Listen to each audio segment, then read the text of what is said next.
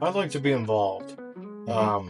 It wasn't easy for me growing up because I have a lot more challenges than some other people, being I'm totally blind and I'm also autistic. So sometimes those obstacles can hinder, and did in past years, can hinder my progress as to making friends and becoming involved in different things. But that was while growing up, and while doing that, I learned how to cope with it.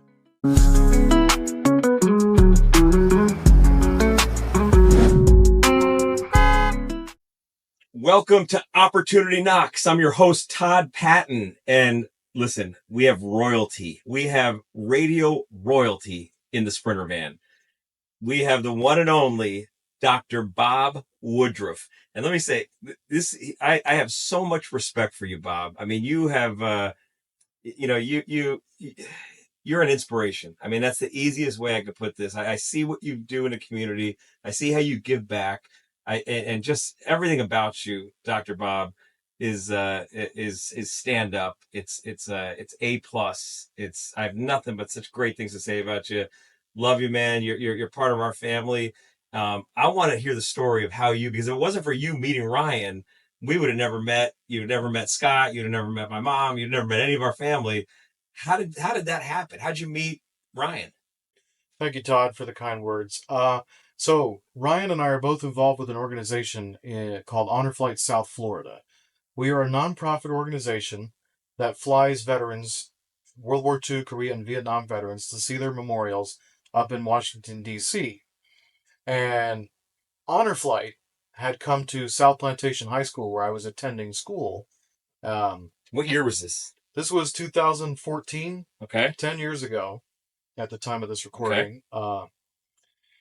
And they came to do a presentation at my school. They had a couple of World War II veterans give speeches, and I got to meet one of the founders, and they invited me to come to the airport. Was that Rick? It was a guy named Jim. Okay. He's not with Honor Flight anymore, but he Okay. was then. So South Plantation kept organizing a bus that would go to the airport with a bunch of our kids on it, and we would go greet the veterans. And every time I would go to the airport with South Plantation, Ryan would be there at the end of the parade getting off the flights, and he would always single me out in the crowd. He's like, he's always there. He's always there. It's really cool. So one day, South Plantation couldn't make it to the honor flight because they had another commitment, but I still wanted to go to the airport. So I ended up getting a hold of Ryan and saying, hey, listen, man, I want to come to the airport. I won't be able to make it with my school. Can you come get me or send somebody to get me? And he's like, yeah, I'll come down and I'll get you. And so we kind of developed a relationship, a friendship, if you will, through our efforts and volunteering with Honor Flight. How amazing! Well, that's unbelievable. So we're hearing an opportunity knocking right there. So because look, we could talk business, we could talk dollars, we could talk this, but when you have a friendship and a relationship the way you and Ryan have, like that kind of that bond, that special, real special relationship, that's an opportunity that knocked. And if you didn't call him in high school or email him, however you connected with him, you would have never had that relationship because that was an opportunity you took advantage of.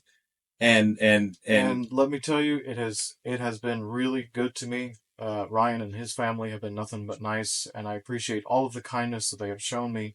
Um, I got to meet his brother Scott last year. Scott and his side of the family, and they took me up to their place in Tampa.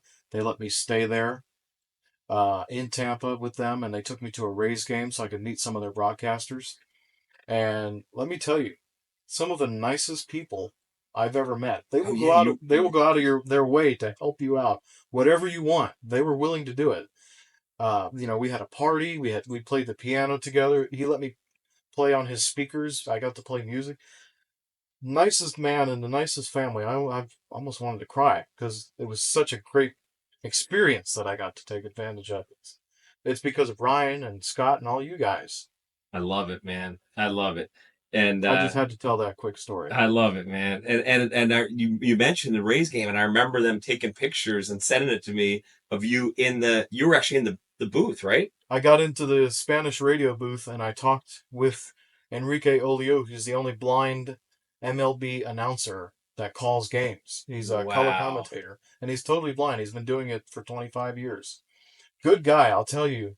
It was great to talk with him and Ricardo, his partner, during their broadcast. How awesome was that? That must have been inspiring. And did you ask him any specific questions or anything that he told you or motivated you to? It was awesome to hear about his story. He was the one that asked me most of the questions Yeah, about where I came from, how I got involved with Honor Flight, and he asked me about helping out veterans and things of that nature. So great. So we heard the Honor Flight story, and as you know, I love Honor Flight. It's just it's what you guys do, and how we give back to the veterans like that is such a small token of a way to say thank you to them. And all the volunteers at Honor Flight are just incredible to donate so much time. And I love the fact that there's no salaried employees, and it's all volunteer. There's nobody getting a paycheck. And to me, that tells you something about an organization. But let's switch gears here, Dr. Bob. And I want to, little birdie's been telling me there's a little Dr. Bob's Jazz Corner is taking off here. I love this. Tell me about the radio station. So I've been working with a radio station in a town called Valdosta, Georgia, WHLJ 97.5 FM. We're a small radio station in a small town. Um, Back in January of 2021, I met with the program director, and he gave me a smooth jazz show on Saturdays, and we called it Dr. Bob's Jazz Corner. At first, it was a mistake. He had called it Dr. Bob's Jazz Gospel Corner when telling me to read it. Then he backtracked and said, "No, wait. It's supposed to be Dr. Bob's Jazz Corner." And it's a Saturday smooth jazz show. I'm on probably for 30 minutes out of a week on a gospel station full of ministers, and I've been doing the show for almost 5 years now. Awesome. You don't call him Pig Vomit, do you? No, that's he's been way too nice to me. I don't want to do that. No, and he would know. I'm sure he saw that movie. That's a great movie. The WNBC. WNBC. Give me the call letters there, Dr. Bob. This is Dr. Bob Woodruff on WNBC, the station of the stars. You got to say the N more. It's WNBC. WNBC. I got to say it more. WNBC. Tell me, what turned you on to jazz music? How'd you get into jazz? Well, this goes all the way back to 2012. Mm-hmm. I used to be into all the rap and hip hop and the pop music of today, all that stuff. And then one day, my parents were going out to date night, and I had the house to myself. And I said, you know what? They're going out. Let me try. This is kind of a weird story. Let me try to listen to something different, because all Mom listens to is this new country. So it's either pop or hip hop or the new country stuff. And I wanted to listen to something different. So I just flipped around through different music channels on the TV until I found this jazz channel. And for some reason, I just left it there for like 4 hours. Wow. And I just kept listening to all the musical instruments sing with each other, the saxophones, the trumpets, trombones, the bass, the brush drums all the time. And it was just I just took to it right away, and then awesome. I found the 40s big band channel, which really hooked me because all those things were nice. And then eventually I got to smooth jazz a few years before I started the Jazz Corner program, because I used to be at a radio station in Naples, Wave 101.1. And we were one of the last of the, if you know what beautiful music is, we were one of the last beautiful music stations in the state of Florida. Beautiful music is essentially orchestrated versions of popular hit songs. Uh-huh. Think about the stuff you used to hear in Kmart, or at dentist's offices, or in the elevator. Yeah, elevator stuff music, like that. Right? Easy listening. They called it easy listening. Easy listening. So like at Home Depot. So yeah. Okay. Those are songs. Every song. I'm like, I love that song. I love that song. I love it. Yeah. They're all songs you know and love. Yeah, it's just they're different orchestrated arrangements by conductors. It's not actually like the soft adult pop sound. Mm-hmm. So it was kind of different, and that's how I discovered smooth jazz, because they did a show on Sundays called the Champagne Jazz Brunch, and I would always go over to Naples just to hear that show every week, and I loved it. Oh, wow. So, So what's the future? What's if I was to say, Dr. Bob, in 10 years, if we could draw a picture and just this is exactly what we want to do is we want to have you here doing this. What is that? What is that going to be? Is it going to be you having your own podcast, having a radio show, having a what is it? Or maybe something completely different.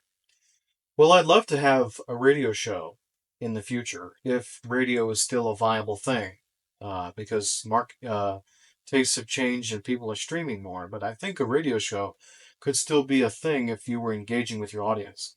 Um, Tell me how you mean by that, because we could technically start getting that in motion now for you.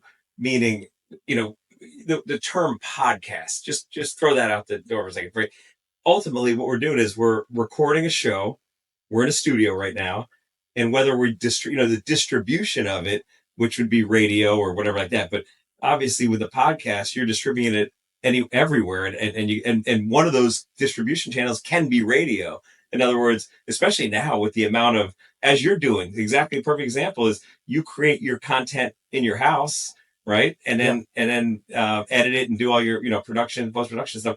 So is that something that you is like a real passion of yours that you would like to do that? And if so, what would that show look like? I mean, would it be a jazz radio? Would it be an extension of what you're doing now? Well, who knows if jazz will be as successful as it is Mm-hmm. right now, because it's kind of been dying off in terms of ratings and market share. So I may end up working in pop music, or something like that. But I'd like to have a community-focused radio show. In other words, Good. I like that. I'd get on the radio, I'd talk about what's happening in the community, Uh-huh. like, hey, don't forget the City of Plantation's hosting their Christmas tree lighting this Saturday, December 7th. Oh, very I'll be cool. there. Yeah. Make sure you come to City Hall and visit. And I just want to talk about things like that, and I'd also engage with people on social media. Uh, if you want to hear a certain song, let me know what you want to hear, and I'll play it for you. If you want to call me and say hello, all that kind of thing. Awesome. Like a call-ins, so it's almost like an entertainment side, but also informative in the way of community size. So what about tying in veterans to that? Like, Absolutely, I'd work in tandem with Honor Flight, and we would get their events on the air. Like, when they do the homecomings to the airport, I'd let everybody know how to get involved with Honor Flight. Come to the meetings at the fire station. We meet once a month, or come to Mission Barbecue and talk to one of our people. We're out there on Veterans Day and stuff like that. It's just, I love it. How about we get that in motion? We start with we do something in the sprinter and we kind of map out a game plan for this meeting. Let's use and it's really I'm hearing a couple things. I'm hearing honor flight veterans. I'm not gonna say honor flight, just veteran in general. Like yeah, something whether we have a guest come in that's a veteran or something that or call in that's a veteran, but something that and then the community focus of like this is what's going on, almost like an announcement, quick. That doesn't have to be too deep. yeah, And then call-ins, which is the entertainment side. absolutely. I love it. I love it. Dr. Bob's Radio. I love it, Yes, sir. Bob man. FM, your radio station. Yes, sir. So, you mentioned Christmas. Any plans for the holidays? Well, I've just been asked to host the City of Plantation's Holiday Parade, which is coming up on Saturday, November 23rd at City Hall. You're gonna host it? Yeah, they've asked me to host it. So Wow. I get to host it, I get to choose the music for the program, and I get to introduce all the floats and sponsors and everything. Jeez. And when that's the November 23rd? That's November 23rd at 9 a.m. at City Hall. And what day is that? The It's a 23rd. Saturday. It's the Great. Saturday before Thanksgiving. Oh, great. So Excellent. if you're here, stop I'm- by. I am. I'll be there. I'd love to attend And that. then Light Up City Hall is their annual Christmas tree lighting, which is coming up December 7th, so it's 2 weeks later. I'll probably be doing that too, because I got to host it for the first time last year, and it apparently went over very well with Parks and Rec as well as the people in attendance. And that event keeps getting bigger and bigger each year. So plug away, Light Up City Hall, Saturday, December 7th from 6 to 9, I believe, Great. at the What same place. Dr. Bob, what motivates you? What gets you going? What is it that gets you to say, you know what, I love doing that? Because you give back so much to the community, to Honor Flight. You're just saying you have such a positive attitude. What is it? What motivates you? And what can people learn from you? A little bit of advice. Like, what is it? I'd like to be involved. Mhm. It wasn't easy for me growing up because I have a lot more challenges than some other people, being I'm totally blind and I'm also autistic. So sometimes those obstacles can hinder, and did in past years, can hinder my progress as to making friends and becoming involved in different things. But that was while growing up, and while doing that, I learned how to cope with it and just to accept it and understand that this is a part of my life. I can't change it. I How can't hard fix was it. that, especially at a young age? When you at a young age now, as more mature, you're an adult, you're a thing, but when you're in, and imagine that was in middle school, because that can be brutal. I have a middle school child, and you see how some of these other kids treat other kids. Yeah, middle school was an interesting experience, to say the least. That was at a time when I was just kind of frustrated with life, Mm-hmm. and I didn't want to do anything. I didn't want to walk with the cane. I rejected it and kept breaking it because I kept thinking I could do this by myself. I don't need your help.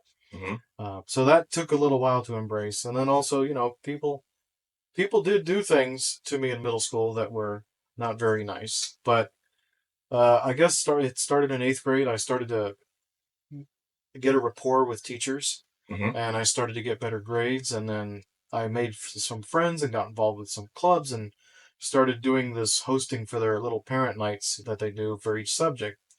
And then that turned into, when I got to high school, I got involved in the theater program. And I thought it was going to be an obstacle, but my director, Mr. Zembuck, was willing to have me in the program because he had worked with deaf students in the past before. Mm. So he was open to working with a blind one, which is a whole different ball game, but who's to say, right? But That's an opportunity yeah, knocking too, right? exactly. Yeah. He's one of the reasons why I continue to do what I do today. He Right. actually he gave me an acting job, and then I felt like it was too much on me because I wasn't doing a whole lot. I just had a small role. Mm-hmm. So I approached him one day and I said, "Listen, man, I'm just back here sitting here doing nothing for a long time. What if I go up and I make those announcements at the beginning of each show?" And I just Right. say, "Good evening and welcome to the Paladin Playhouse and tonight's Oh, performance nice. of Rent or Legally Uh-huh. Blonde or whatever." And so he let me do that because he was doing that when we did our first show Oh, when I so was an that was like the actor. host almost, the intro, So yeah, yeah, kind of. MC. Yeah, kind of. Yeah. So I just kind of asked him, like, "Can I do that?" And he said, "Sure. I'll tell you what. I'll do opening night, and then you can start the night after." And I started the night after, and he was impressed by my performance. That's And awesome. so I've been doing those announcements at South Plantation High School for 10 years. That was 10 years. Oh, you still do I them? still do them today. And Mr. Zumbuck's not there anymore. He just left about a year and a half ago. Do you still keep in touch with them? Yeah, he's at a school in Palm Beach now. But the new director that has come in has asked me to stay on as the voice That's of South great. Plantation. So I'm still And when is working that? there. Have you done Um, it this year yet, or is it? so we're getting ready to open a new show called Ride the Cyclone. I believe it opens November 14th. Oh, so you do multiple ones each year? Yeah, we do two. We usually do two productions a year. Jesus. So yeah, Very it's a cool. lot, and it's all.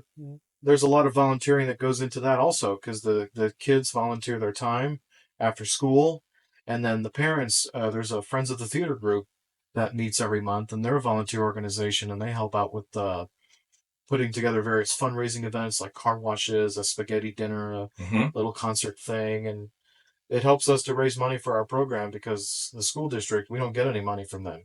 We have to raise it all ourselves to build the sets, to buy the rights to the shows, to get all the Mm-hmm. music and everything else. We have to pay for all of it ourselves. Wow. So it's a big thing, but Yeah, it's been going for a long time and I hope it continues. that's great. And and I mentioned a word inspiring, and I think that's what it comes from. What you just said there, as at a young age, and then when you got to high school, it sounds like you started getting involved with honor flight, started realizing that when I give back, I feel good, right? And it feels good to give. I'm doing It's this. such a good feeling, I will tell you. Yeah. It's a rewarding feeling to to be involved and to get to know the people that I have over the years. It's really been a rewarding thing. I don't think my parents ever expected anything to come of of all the stuff that I've done over the years. They must be From so proud. yeah, from getting involved in Honor Flight to the Yeah. theater program to working in radio and Yeah. working with the city now and doing all these other things. It's a good thing. It's a phenomenal thing. And Dr. Bob, we haven't even seen anything yet. I'm telling you, you are just getting close to the potential where I really see a very big popular radio show / podcast. I see something big happening. And I want I want to be part of helping you grow that. I really do. And I could speak for my brothers, and I could speak for, the people that are in my inner circle to say, let's see what we can do to help Dr. Bob. He's always giving back, and let's elevate and give you something to shoot for here, and elevate him and bring him up and help and try to get this show on the road, and make it happen. I'm excited to be part of that, and you're a talented guy. You got that voice that just, and just the way it rolls off, it's like smooth jazz. I mean, that's it's a smooth voice, and it's enjoyable to listen to, and you're a talent, you're a good person, and I'm glad that we're friends, man. I'm glad to call you a friend. If you need anything, I'm always here for you, man. Thank you, Todd. That's very kind. Yeah. And I'm hoping my career takes off, and I appreciate all the help that you guys can give, and hopefully I get some audience. And there's a saying that my buddy DJ Laz told me when I was very young. And DJ Laz, yeah, that's a big DJ name. Laz. Yeah. I used to hang around him at Power 96 all the time. Cool. And one day I got to go into his studio in Plantation when he used to live up here. And he said, if you don't know about it, you're going to find out about it. So I've kind of taken that as my mantra and just gone with it. Nice. And so here I am now, and it's because of him. That's another guy. Opportunity knock. That's another one that's gotten me to where I am today, and I really want to thank him for all that he's done to help me out, because him being on the radio and also being disabled, being disabled is not a challenge for him. It's not something that holds him back. And he's taught me. DJ Laz is disabled? Yeah. He's got a physical disability. I didn't know that. Yeah. That's why everybody calls him the pimp with the limp. It's a long story. But he doesn't let his disabilities hold him back. And he's been doing radio for a long time, 40, 50 years. So he's taught me to not let anything hold me back and to keep going and to push forward. And so that's where I am now, because of him, because of Zembuk, and just a growing community of people that have been nothing but kind. Awesome. So, and you take those, and because a lot of people just look at the negative. You don't, I can tell. And I love that about you, is you look at the positive in everything. There's too much negativity going around in this world, and it's all fueled by, there's a lot of things, but I try to see the best in everything and everyone. If you just go into it with a negative mentality, that's how you're going to come out of it. So that's a good way to finish with that. That's a strong statement. Dr. Bob, it's been a pleasure, and always love spending time with you, and I'm excited to see where this goes. And one last time, give me a call, the call letters. This is Dr. Bob for WNBC. That's a wrap. Dr. Bob, thank you so much. Thank you, Todd. See you soon. All right.